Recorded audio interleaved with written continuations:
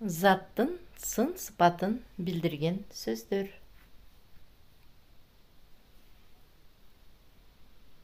Зат бул бизди курчап турган нерселер, буюмдар, жан-жаныбарлар, адамдар.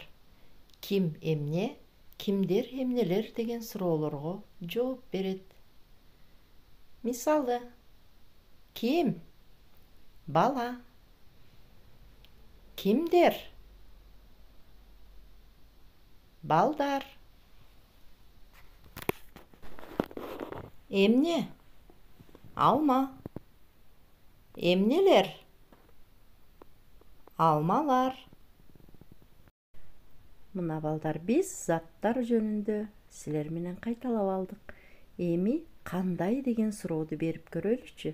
Алма кандай? Чоң, тоголок, кызыл, даамдуу. Мына балдар, заттын сын сыпатын билдирген сөздөргө заттын өңүн, түсүн, даамын, формасын, көлөмүн билдирген сөздөр кирет. Аларга кандай деген суроолор берилет.